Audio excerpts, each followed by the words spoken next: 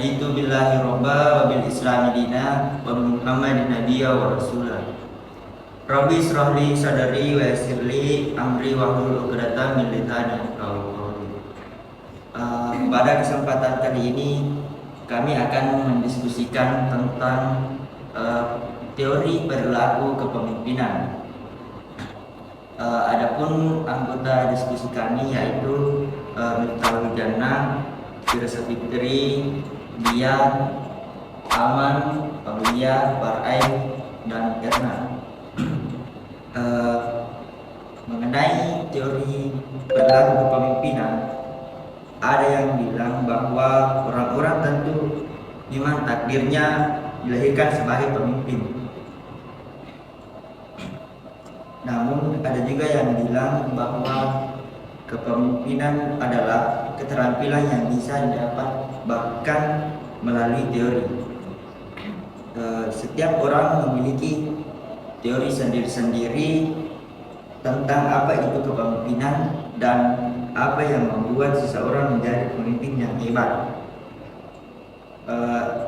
Pasalnya, kepemimpinan adalah kualitas penentu kesuksesan yang penting tapi sulit untuk didefinisikan.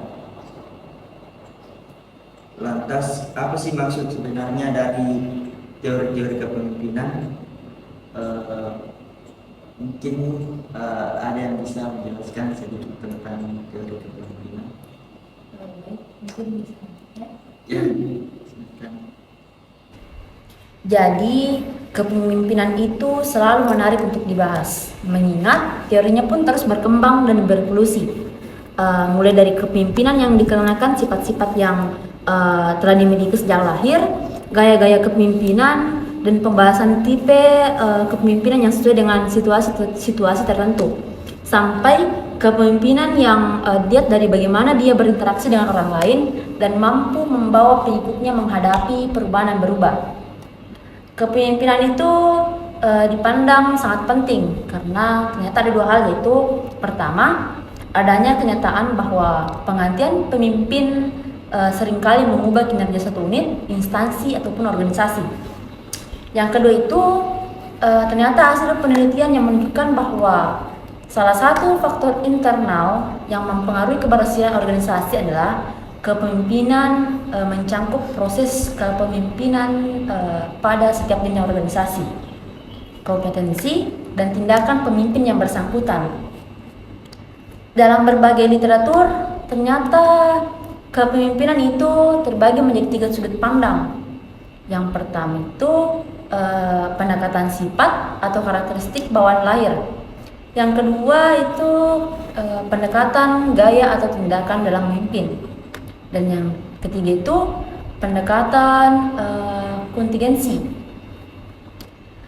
Pada perkembangan selanjutnya itu ternyata fokus kajian itu lebih banyak pada cara-cara menjadi pemimpin yang efektif, termasuk dengan mengembangkan kesadaran tentang kapasitas spiritual untuk menjadi pemimpin profesional dan bermoral. Seorang pemimpin yang efektif adalah itu seorang yang dapat menciptakan situasi yang menginspirasi para pengikutnya agar mencapai tujuan yang lebih baik dan lebih tinggi lagi dari keadaan sekarang. Pada kenyataan seorang pemimpin itu adalah orang yang mampu membaca situasi, mengatasi permasalahan, bertanggung jawab, mau mengembangkan pengikutnya, dan yang terpenting itu memiliki integritas dan etika yang baik. Karena dia itu harus memberikan contoh atau bertindak sebagai panutan bagi pengikutnya. Jadi pandangan dari Saudari Dian yang intinya dalam berbagai literatur kepemimpinan itu dapat dikaji 3 sudut pandang. Yang pertama pendekatan sifat, yang kedua pendekatan gaya, ketiga pendekatan kontingensi. Nah, itu inti dari penjelasannya. Selanjutnya saya persilahkan kepada Saudara Aman untuk menjelaskan apa sih itu teori perilaku kepemimpinan. Baik, langsung saja, teori perilaku kepemimpinan adalah teori mengajukan bahwa kepemimpinan bukanlah sifat bawaan atau inheran yang dimiliki oleh individu tertentu, melainkan sebuah perilaku yang dapat dipelajari dan dikembangkan. Teori ini menekankan bahwa perilaku kepemimpinan yang efektif dapat diajarkan dan dipelajari melalui pelatihan dan pengalaman. Teori perilaku kepemimpinan pertama kali dikembangkan pada tahun 1940-an oleh Kurt Lewin dan rekan-rekannya. Dalam penelitiannya, Lewin dan timnya menemukan bahwa kepemimpinan dapat dibagi menjadi 3 jenis perilaku, yaitu autokratis, yaitu kepemimpinan yang otoriter, di mana pemimpin memiliki kendali penuh atas keputusan dan tindakan yang diambil dalam kelompok. Yang kedua, demokratis, yaitu kepemimpinan yang partisipatif, di mana pemimpin terlibat dalam pengambilan keputusan bersama dengan anggota kelompok. Yang ketiga, laissez-faire, yaitu kepemimpinan yang pasif, di mana pemimpin tidak terlibat secara aktif dalam pengambilan keputusan dan tindakan dalam kelompok. Kemudian, dikembangkan lebih lanjut oleh Douglas McGregor pada tahun 1960 melalui teori X dan Y.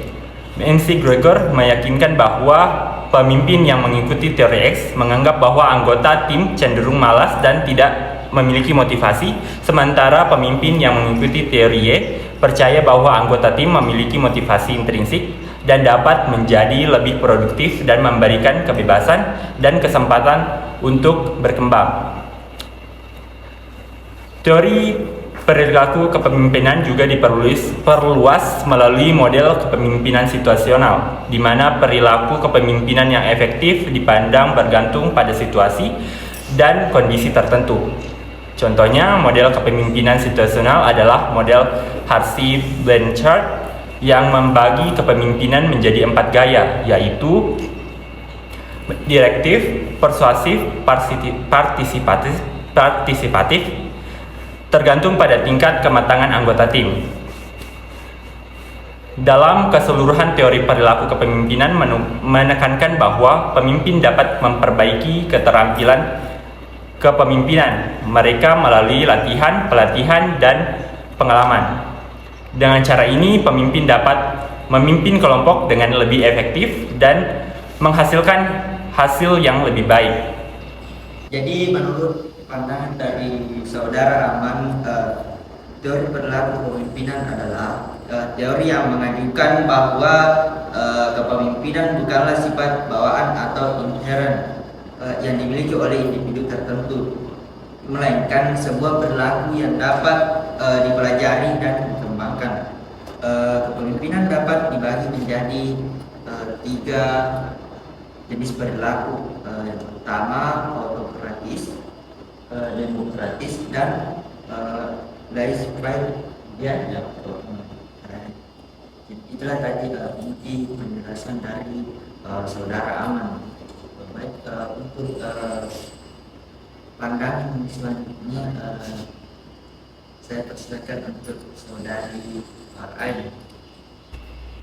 Baik, terima kasih atas kesempatan yang telah diberikan. Langsung saja dari beberapa sumber yang telah saya temukan, bahwa behavior theory atau teori kepemimpinan ini adalah bagaimana perilaku khusus yang membedakan antara yang benar-benar pemimpin dan yang bukan pemimpin.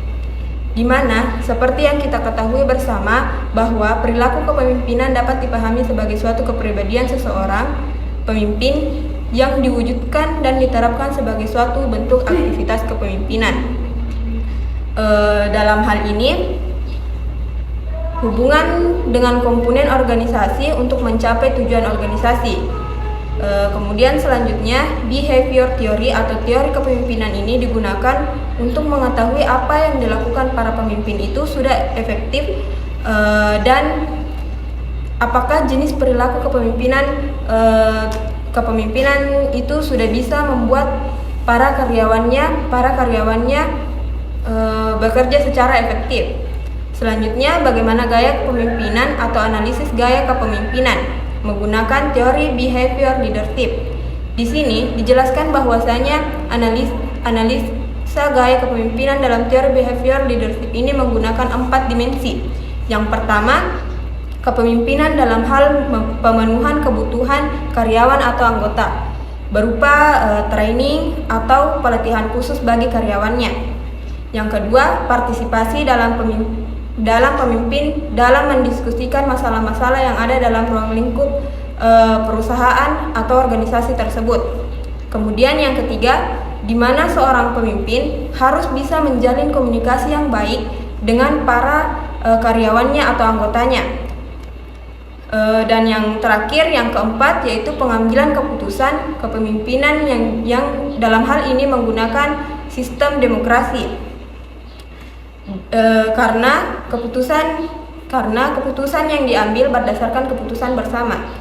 Jadi itulah tadi pandangan dari saudari Farain yang intinya menjelaskan bahwa behavior teori itu tentang bagaimana kita membedakan antara yang benar-benar pemimpin dan yang bukan pemimpin. Jadi baik, selanjutnya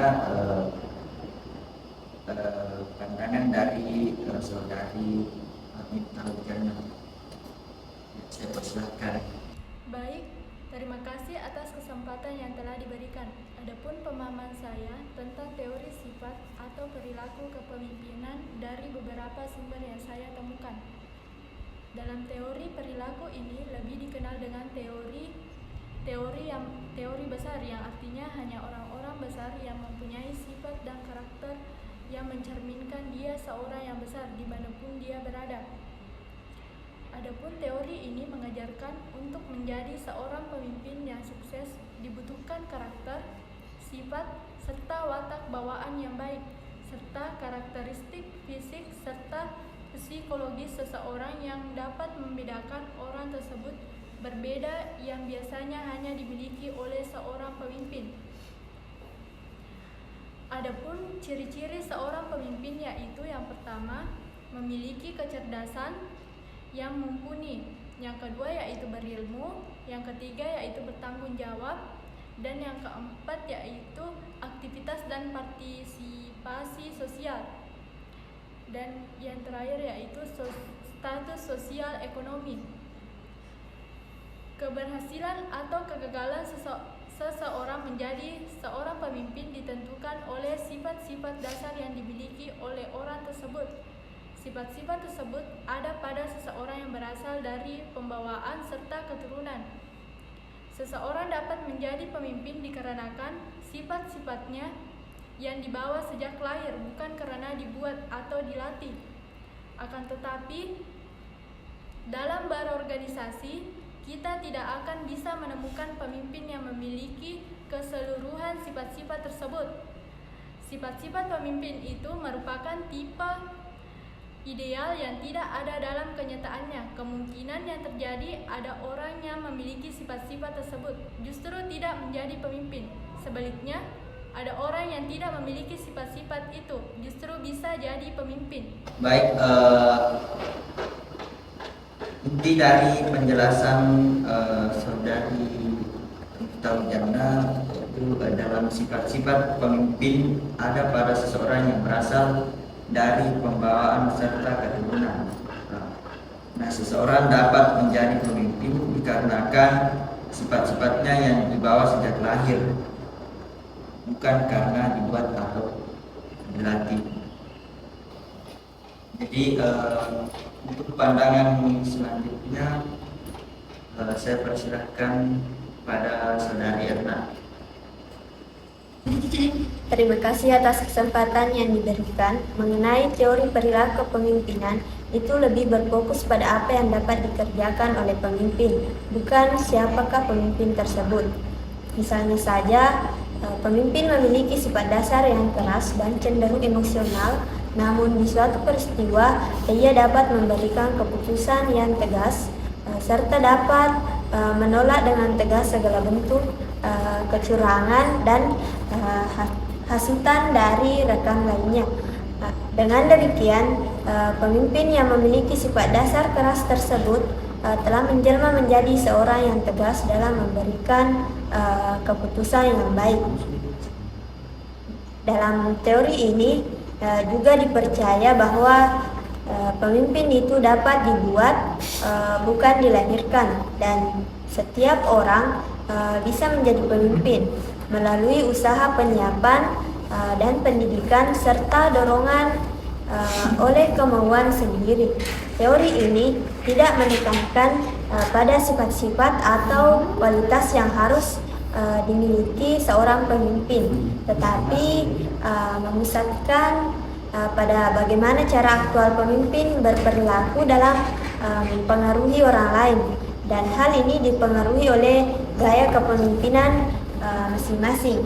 Nah, salah satu pemimpin yang dapat dicontohkan dalam perilaku kepemimpinan adalah Bill Gates, pendiri Microsoft LLC, yang diyakini sebagai pemimpin bisnis dengan kriteria teori ini. Kepemimpinan Bill Gates bukanlah hasil warisan, melainkan usaha kerja kerasnya untuk mendirikan dan mensukseskan Microsoft hingga saat ini. Nah, inti dari penjelasan saudari Erna yaitu pemimpin itu dapat dibuat, bukan dilahirkan, dan setiap orang bisa menjadi pemimpin melalui usaha penyiapan dan pendidikan serta dorongan oleh kemauan sendiri. Jadi selanjutnya pandangan dari saudari Aulia. Baik, terima kasih atas kesempatan yang telah diberikan. Langsung saja, pemimpin mempunyai sensitivasi yang tinggi dan kritis terhadap keadaan lingkungan sekitarnya, memiliki kredibilitas yang kuat dalam mempengaruhi pengikutnya. Pemimpin dalam teori ini siapa dalam situasi yang membutuhkan suatu perubahan besar. Hal ini yang menjadi motivasi lahirnya teori ini. Adapun kekurangannya, yaitu pemimpin yang lahir secara situasional tidak menjamin keberhasilan saat kepemimpinannya, karena tindakan yang dilakukan hanya untuk membuat suatu perubahan yang berdasarkan situasi saat itu. Adapun kelebihan, yaitu pemimpin dalam teori ini dikenal memiliki sifat aktif, kritis, dan memiliki daya berjuang yang tinggi karena siapa dalam situasi yang cenderung tidak baik yang menjadi motivasi dari lahirnya teori kepemimpinan ini. Jadi maksud dari penjelasan saudari Aulia, perilaku teori kepemimpinan itu juga memiliki kekurangan dan kelebihan. Kekurangannya itu pemimpin yang lahir secara situasional tidak menjamin keberhasilan saat kepemimpinannya, karena tindakan yang dilakukan hanya untuk membuat suatu perubahan yang berdasarkan situasi saat itu. Sedangkan kelebihannya, pemimpin dalam teori ini dikenal memiliki sifat aktif, kritis, dan memiliki daya berjuang yang tinggi karena siapa dalam situasi yang cenderung tidak baik yang menjadi motivasi dari lahirnya teori kepemimpinan ini. Untuk pandangan selanjutnya yaitu saudari Fira Fitri. Saya persilakan. Baik, terima kasih atas kesempatannya. Di sini mungkin bisa saya menjelaskan sedikit mengenai teori perilaku kepemimpinan. Teori perilaku itu berusaha untuk mengidentifikasi mengenai perilaku pemimpin. Bila perilaku pemimpin itu ternyata ada perbedaan yang berarti, dan jika dibandingkan dengan perilaku yang dipimpin, maka kepemimpinan akan dapat diajarkan. Apabila kepemimpinan bisa diajarkan, maka pasukan pemimpin itu juga bisa diperbesar. Jadi kegagalan teori sifat kepemimpinan ini yang sebelumnya mendorong para peneliti pada akhir tahun 1940-an hingga sampai tahun 1960-an. itu mengambil langkah yang berbeda. Mereka itu mulai melihat perilaku-perilaku yang ditampilkan oleh pemimpin tertentu. Dan di sini juga bertanya-tanya apakah ada sesuatu yang unik dalam cara pemimpin yang efektif dalam berperilaku. Mereka juga menggunakan gaya kepemimpinan, bicara apa adanya, penuh semangat, dan mereka juga itu autokratif.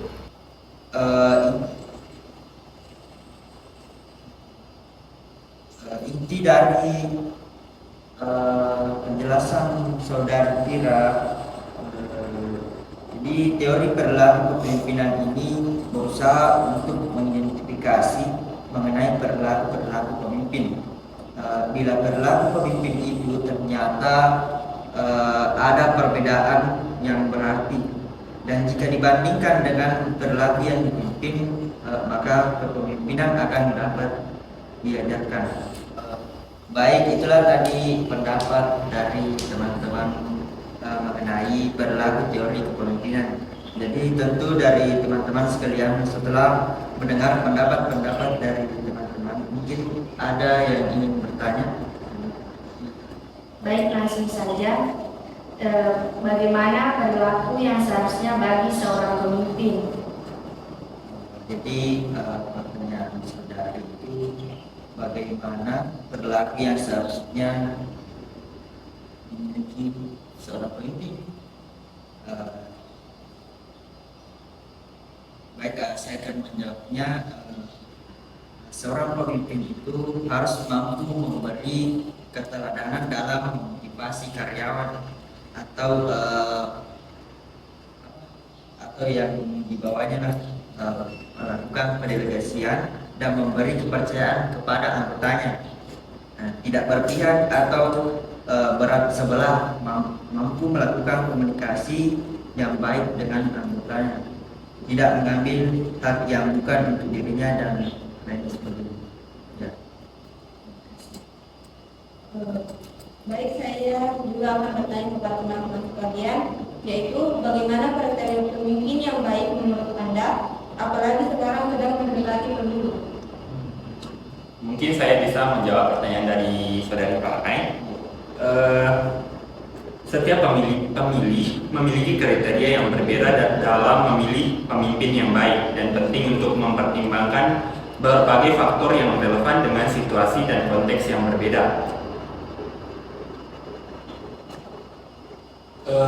Menurut saya, beberapa kriteria umum yang dapat dijadikan acuan dalam memilih pemimpin yang baik saat mendekati pemilu. Yang pertama, memiliki integritas, memiliki visi, memiliki jiwa kepemimpinan, keterbukaan, ketegasan, kepercayaan, empati, kemandirian. Nah, itu. Itulah tadi hasil diskusi kami mengenai teori perilaku kepemimpinan, mulai dari tentang kepemimpinan, ciri-ciri kepemimpinan, dan sifat kepemimpinan. Lebih kurangnya mohon dimaafkan. Bila bisa dilihat, Wassalamualaikum warahmatullahi wabarakatuh. Waalaikumsalam warahmatullahi wabarakatuh.